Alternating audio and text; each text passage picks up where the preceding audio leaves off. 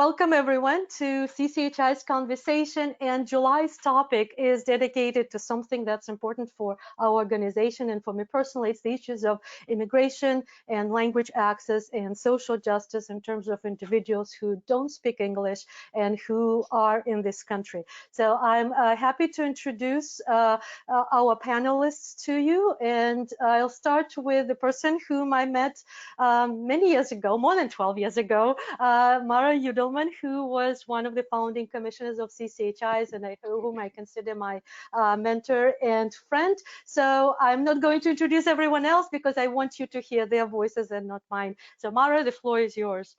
Great. Thank you so much, Natalia and CCHI and everyone who helped put this presentation and this conversation together today. We're really thrilled to be joining you.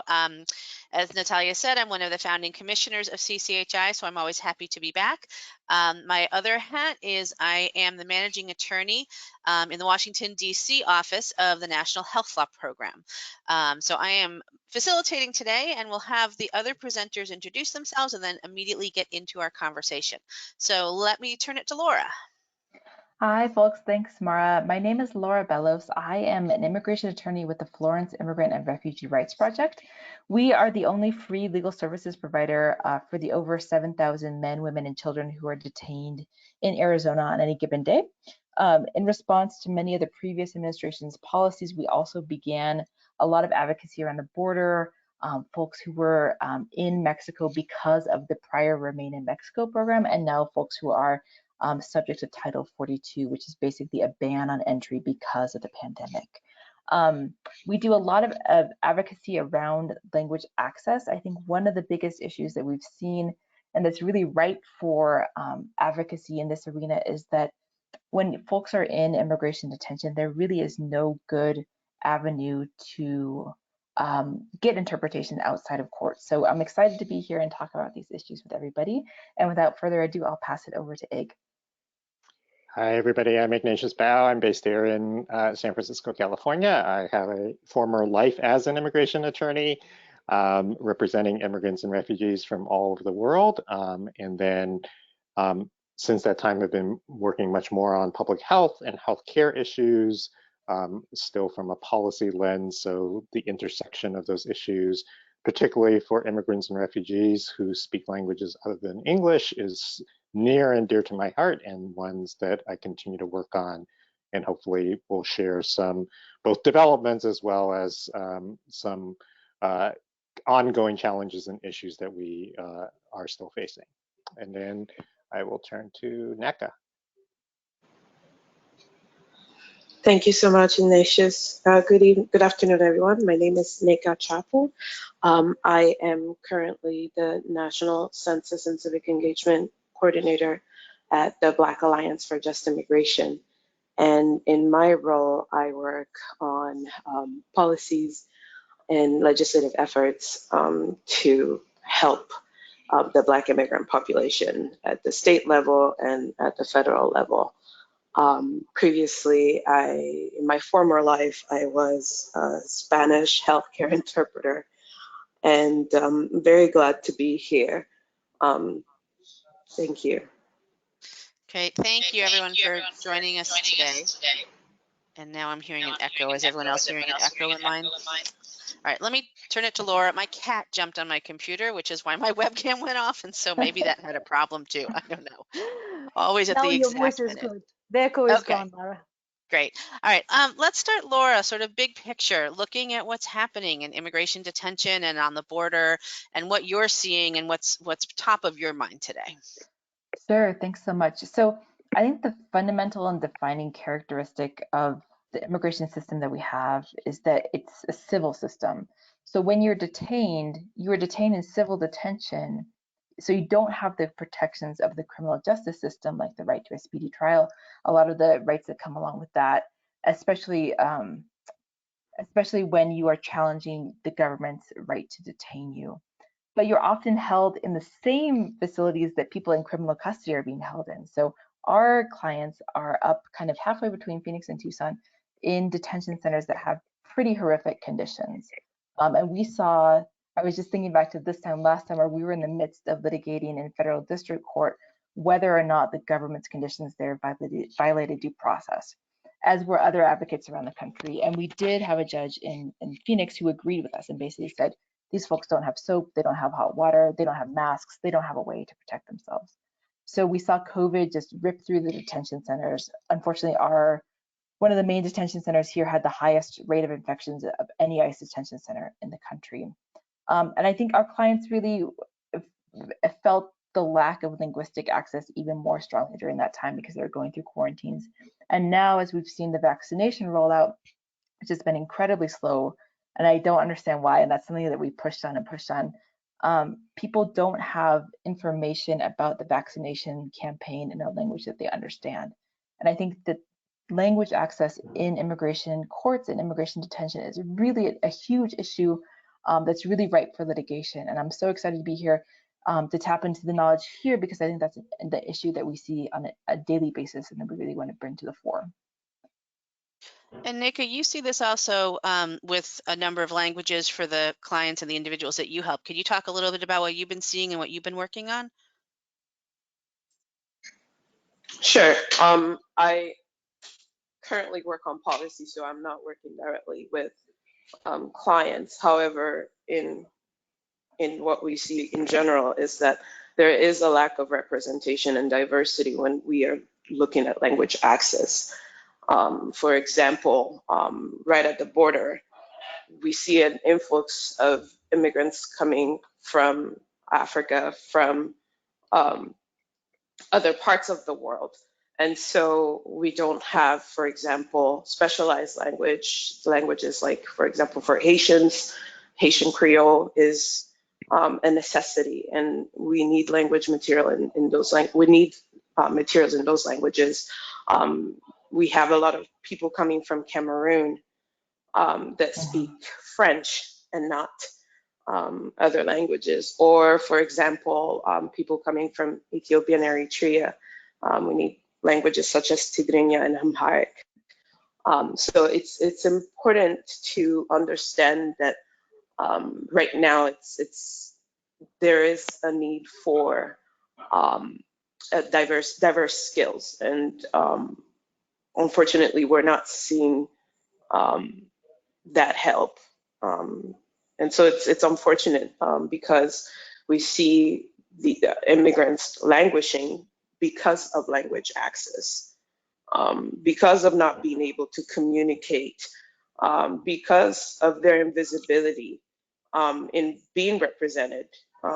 Even attorneys that can dialogue with them. It's the lack of resources. It's a problem because unfortunately, immigration is not seen as a Black issue. And so these are the issues that we're facing, or at least that I am experiencing in my work these days. And maybe start with Laura, but then Nneka, you could also chime in. What would you like to see the Biden administration do, and what conversations have you been having with them, or any movement that you've been seeing? So our organization advocates ultimately for the end of immigration detention. We think that there are much better and more cost-effective ways to ensure that people come to their immigration court hearings. The first and foremost of those is providing counsel. So in an immigration court, there's no right to counsel. There's no public defender system because it's a civil system. But we strongly believe that people have a much better opportunity to present their case, obviously, with counsel, and it makes the process go much faster. So there have been studies that showed that when you have counsel, you can save quite a good deal of the court's time, facilitate the fair execution of that case's decision, and move forward. So I think we've been pushing the administration very strongly toward that end.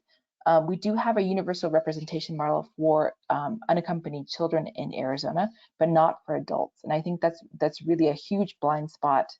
I think that the immigration courts also need to have much more robust protections, especially for language access. And as Nneka was mentioning, at the border, there's often kind of a preliminary screening that forms the factual basis of an asylum case. There's not good access to interpreters there, especially for indigenous languages, from Mexico and Central America. So folks often have to choose between waiting for an interpreter or going ahead with their case and not having that interpreter. So I think really those are some of the key issues that we think the administration needs to tackle head on. Nneka, do you have thoughts on this topic? Yes, I completely agree with Laura. Sometimes representation seems such a flimsy topic to some people, but it actually can make the difference between life and death for some, right? Having someone that understands your language and can help you through that credible fear interview. It's a problem that has been going on, and I'm hoping that this administration pays attention to organizations such as the Black Alliance for Just Immigration, because there are many policies that negatively impact Black immigrants. We see Title 42, for example, that was used during the Trump administration, and we were hoping would have been rescinded, is still in place, and it's still affecting many migrants, and Black migrants included. And so I'm hoping that this administration really focuses on listening to the voices of the advocates that are in tune with the voices of the community. When you all say Title 42, can you just give like a 2-sentence description of what you mean for folks who aren't familiar with Title 42? Maybe that's you, Laura. Sure. Basically, it's using the public health code to prevent processing people into the United States. It was, I believe, Stephen Miller's idea, and we think that it's, I agree with Nneka that it really is long overdue to be rescinded. So Ignatius, in addition to all of these issues that we're still seeing at the border that we really hoped would, be addressed quickly by the Biden-Harris administration, we're also seeing some other developments that are happening. And so maybe you could talk a little bit both about the positive developments we've seen on public charge and then the more recent court decision we saw on DACA, the Deferred Action for Childhood Arrivals. And what are your thoughts going forward and where we need to go? So I think, again, it's sort of this parallel reality that we're in. On the one hand, we are no longer under the Trump administration and the awful policies and the rhetoric, the anti-immigrant rhetoric, the anti-refugee rhetoric that happened, and really using immigrants and refugees as scapegoats for so much. But at the same time, the detention capacity, the border, still remains, and the Biden administration has not made commitments to dismantle those systems, while there are conversations about, for example, ending the use of private contract prisons for the Department of Justice, but not specifically for immigrants. And so, on the positive side, the Biden administration has also proposed a comprehensive immigration bill that would legalize the 11 million or so undocumented folks, including those who hold DACA, Deferred Action for Childhood Arrival status, as well as those in temporary protected statuses from countries that have had conditions, either natural disasters or ongoing conflict, that had temporary status. And so we see this as one step forward and 2 steps back sometimes, that even those proposals are there. The House has obviously passed legislation again to legalize specifically those with DACA status and temporary protected status, but the Senate has not moved on that. And so whether or not we see that any of that happening legislatively with this latest setback, this ruling by a federal judge saying no additional or new applications for DACA can be accepted. And so we see that being now putting pressure on Congress, hopefully, to pass something. We also know just administratively, because of all the backlogs and the understaffing of the Department of Homeland Security, and particularly the U.S. Citizenship and Immigration Services, that a lot of people are not getting their DACA status renewed. And so those statuses are lapsing, and that's being very problematic. I think for those working in healthcare, what that means is we know from all the data that one of the greatest barriers to health insurance and healthcare access is immigration status. And so those policymakers that are looking at that and trying to fill gaps in coverage know that that's a real barrier. And it's great that the Biden administration has withdrawn the public charge rule that would have expanded ineligibility for immigration status based on receipt of programs like Medicaid and food stamps, but again, hasn't really taken the positive steps to make the process of getting green cards easier for people, and again, clearing literally now millions of people in those kinds of backlogs. There's some creative things being proposed by the Biden administration. For example, there's a lot of conversation.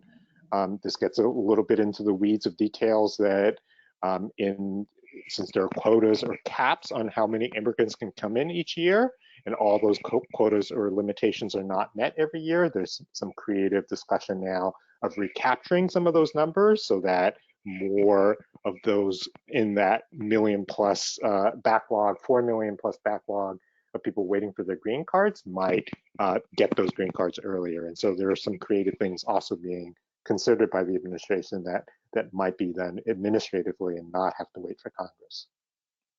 And so specifically on public charge, a couple coming attractions that we just wanted to sort of let folks know about is actually today, the Centers for Medicaid and Medicare Services issued a letter, basically some guidance to state Medicaid and CHIP agencies.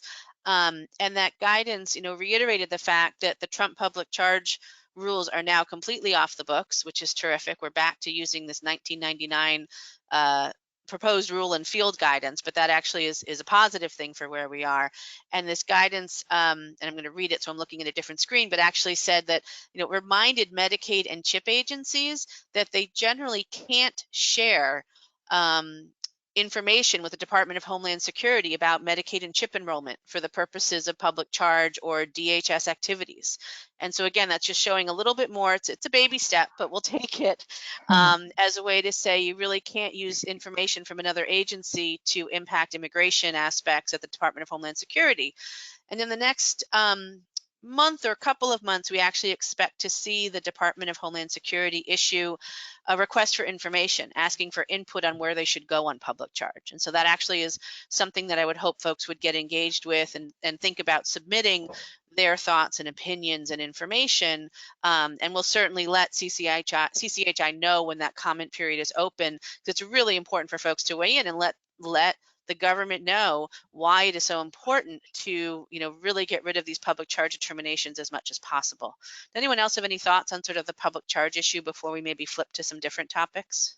And excuse me, Mara, could you please clarify what CHIP is in case somebody doesn't know in the audience? Yes, CHIP is the Children's Health Insurance Program, and it sort of piggybacks on Medicaid. So Medicaid will hit most low-income individuals up to about 138% of the federal poverty level. And CHIP is specifically focused on children and pregnant women and covers slightly higher income individuals, and has a lot of the same provisions of Medicaid. I won't get into more specifics, but it offers some coverage for pregnant women and kids who aren't eligible for Medicaid. Thank you. Anyone else? Ignatius, you want to chime in? So the only thing I would add is one of the positive developments that we've seen through the Trump era is that state and local governments are also stepping up. And so we saw with COVID, states like California and New York actually do direct relief cash assistance to immigrants, many regardless of immigration status, in addition to the federal programs and the federal relief. And so that's a precedent that hopefully will continue as long as state budgets can bear that. And if there's more federal assistance going to states, then they can spend some of that money on that.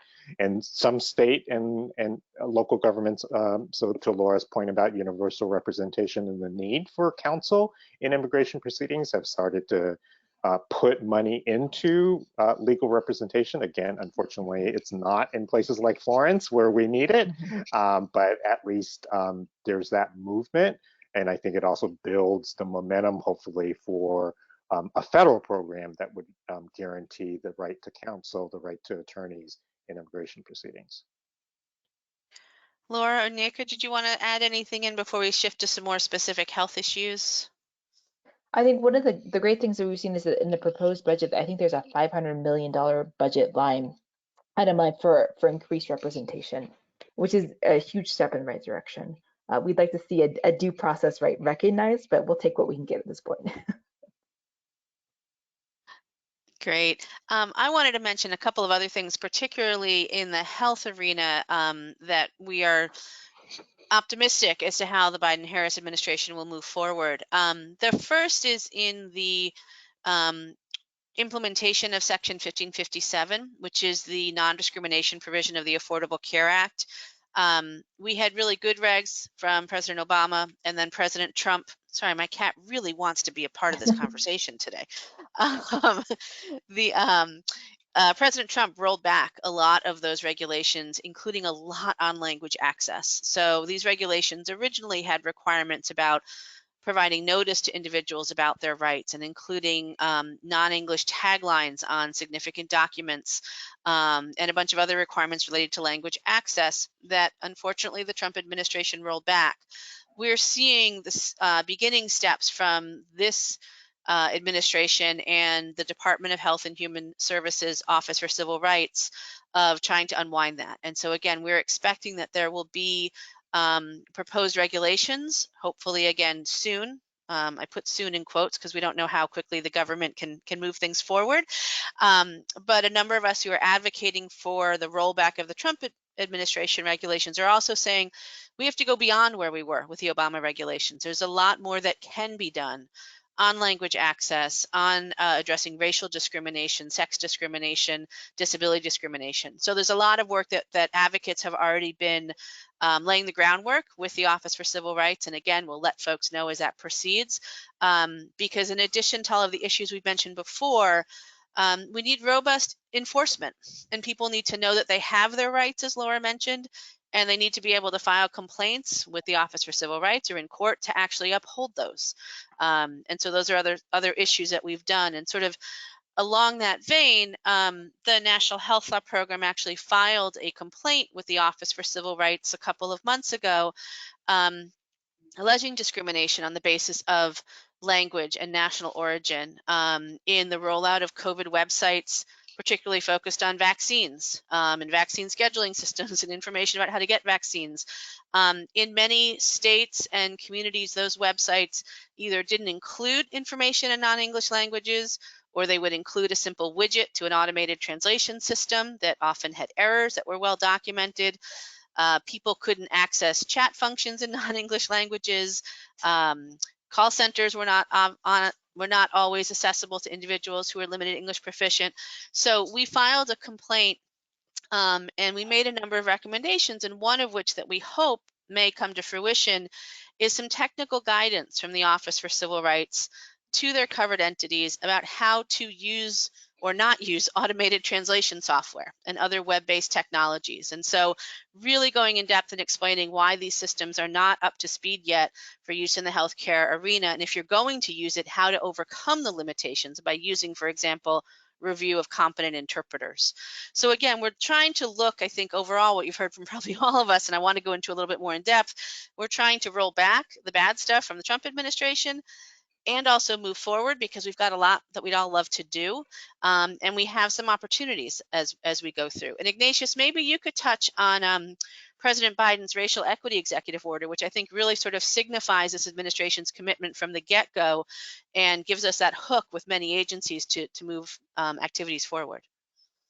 Sure. So this was one of the executive orders that President Biden signed on his first day, on Inauguration Day, and it is a really broad executive order. I would commend people to read it. It's very inspiring, saying he uses the phrase, which I am using a lot, which is that it's a whole of government approach. It's not just to the Department of Health and Human Services or the Department of Justice or the Department of Homeland Security, but equity is something that the entire federal government should be committed to. And so included in that executive order is a charge to really look at data collection. So these issues of not just race and ethnicity data, but language data are going to be top priorities for the implementation of this executive order. So the Office of Management and Budget, which does have standards for race and ethnicity data right now that are very outdated, also issued a request for information to get input about how it could update those standards. And many of us advocated for adoption of language collection, data collection, as well as data collection around other issues like disability and sexual orientation and gender identity. And so we're hopefully going to see those kinds of developments move forward. And then in that request for information and ideas from the Office of Management and Budget, they also asked what barriers do people face in accessing federal programs and services or federally funded programs and services. And clearly language is one of those barriers. And so many of us also noted that, and hopefully not just what Department of Health and Human Services puts out through its Office of Civil Rights, but across all other programs, housing, employment, education, we will see more attention to language access as well. So if each of you could sort of give your prediction for the rest of 2021 and what we might see from the administration, what would you say is sort of at your top and what you're hoping to see? And I'll start with Laura. Oh my gosh. I think it's likely that they will roll back the ban on immigration at the border, Title 42, as Nneka was mentioning. I think that's likely. They just confirmed today that unaccompanied children are exempt from that ban. In terms of wish lists, I would love to see a really robust model of universal representation that's fully funded, that doesn't depend on volunteers, which is one of the things that unfortunately the Vice President's office was trying to push. It really should be a professionalized operation, just like interpreters should be professionalized as well. So that would be on my wish list. We shall see. And Nneka, how about you? On my wish list is the passage of comprehensive immigration for 11 undocumented immigrants that are here in this country waiting to live life. I think that is the wish list that I have in terms of what this administration really can push Congress to do at this point. This was the promise that the administration made, and everybody now is fighting for the right to vote or suppress that vote. And so we have to be cognizant. We need to make sure and ensure that Congress does the right thing, and we need this administration to make good with its promises. So that's my wish, number one. And then, of course, to see more language access for Black immigrants, API immigrants, really seeking to see the diversity that everyone is hoping to see, and really true representation, not just performative. We are looking to transform people's lives, and so that is the wish that I have. Thanks. And I'm going to go and then leave Ignatius with the last word. But I would love to see sort of, Nneka, what you were saying. I want to see language access be thought of as a core component, must have, absolute right, and a funded issue in everything that is done throughout the federal government and throughout all the funding the federal government gives. We shouldn't have to be still fighting this fight that I started on 20 plus years ago. Ignatius has been doing longer than that. And we're still sort of fighting that uphill battle of why language access is important. So I'm really hoping we'll see that. And then I hope the Biden administration will actually move forward on some much stronger regulations on the non-discrimination provision that can help make that a reality. Ignatius, you get the last word.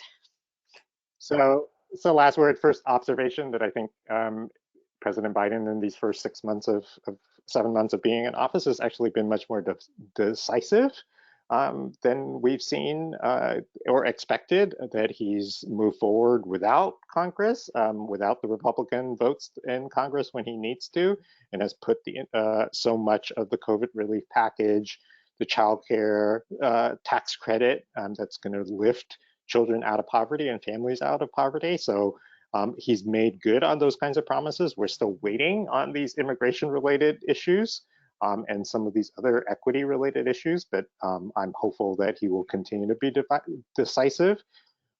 There is still talk that in what is called the reconciliation process that they can pass a bill with just 50 votes in the Senate that would include some sort of immigration relief. It wouldn't be the full package of legislation, but it would provide legalization for some of the deferred action for childhood arrivals and temporary protected status folks, and maybe some farm workers and essential workers. So it wouldn't be the full 11 million, but some portion of that. And then I think there's a lot of reforms that need to take place within particularly the Department of Homeland Security and the US Immigration and Citizenship Services to clear those backlogs, to provide due process and access to attorneys and interpreters, and really allow people to gain the statuses that they're waiting for so that they can continue on with their lives with some sense of stability. But I think this broader notion of commitment to equity, a commitment to lift up and name structural racism and the way that racism has pervaded all our systems and institutions, including the federal government and our policies, is also, I think, a real positive sign that hopefully we can also build on. So I want to thank all of you for joining us today, to Ignatius, Laura, and Nneka for being willing to step up and talk about these issues, and to CCHI for hosting the conversation. Natalia, I'll turn it back to you. Thank you, Mara. Thank you, everyone. It was an amazing conversation. Can I add one more wish to the four wishes that you gave? I want the Biden administration to keep up their promise about the restoring refugee admissions levels and to restoring the refugee resettlement network, because that has been hit so hard on every place, and that's where was my beginning of my career in this country, so I'm always speaking up for it. But in general, I do hope that our optimism and hopes about the immigration reform are realized, maybe not by the end of 2021, but definitely by the fall of 2022, because we really, really need it. I started this field in 2000 when my first month was, we're going to have the immigration reform within 3 months. We need to get ready for it. Let's get your translators ready to translate all those birth certificates. And it's 2021, and we're still not there, but I hope that we are on the right track. And thank you so much for everything you do and for finding the time today. And our listeners, thank you for joining us. Spread the word. You will see the recording of this conversation on our YouTube channel, and we will meet in August for another topic. Thank you, everyone. Have a great afternoon.